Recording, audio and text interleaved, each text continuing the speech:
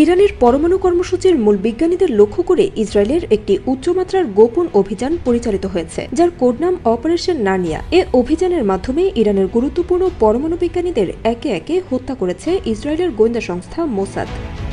গত শুক্রবার শুরু হওয়া অভিযান রাইজিং লায়ন এর অংশ হিসেবে ইসরায়েলি বাহিনী ইরানের বিপ্লবী গার্ড বাহিনীর শীর্ষ নেতারা এবং পরমাণু কর্মসূচিতে যুক্ত প্রধান বিজ্ঞানীদের টার্গেট করে হামলা চালায়।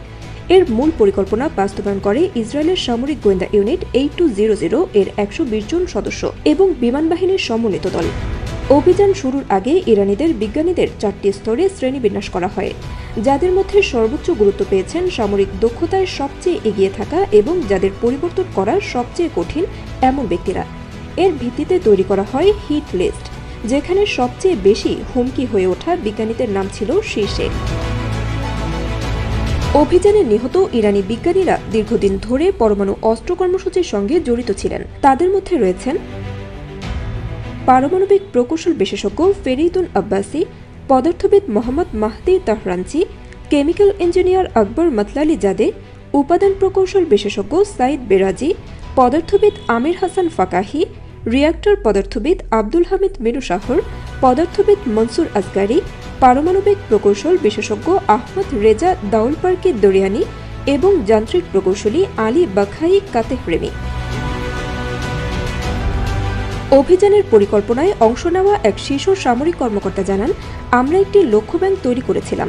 ব্যাগ থ্রু আসে যখন একটি গোয়েন্দা ঘাঁটি ও একটি বিমান ঘাঁটি শনাক্ত করি। তারপর শুরু হয় বিভিন্ন দলে ভাগ করে মিশন। কে রাডার ধ্বংস করবে, কে কমান্ড সেন্টার, আর কে বিজ্ঞানীদের মারবে।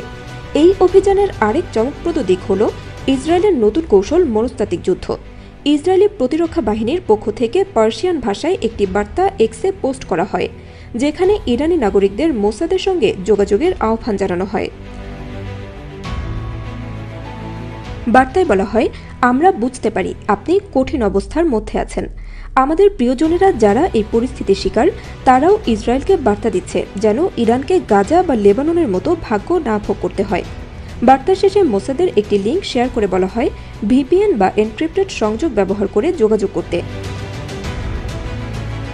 বিশ্লেষকরা বলছেন, মোসাদের এই অপারেশন নার্নিয়া কেবল একটি সামরিক অভিযান নয়, এটি ইরানের পরমাণু প্রকল্পে দীর্ঘদিনের দক্ষতাসম্পন্ন বিজ্ঞানীদের সরিয়ে দেওয়ার কৌশলী ও যুগান্তকারী পদক্ষেপ। এর মাধ্যমে ইসরায়েল একদিকে যেমন ইরানের পারমাণবিক অগ্রগতি থামাতে চায়, অন্যদিকে তেহরানের অভ্যন্তরে আতঙ্ক ও বিভ্রান্তি ছড়ানোর চেষ্টা করছে।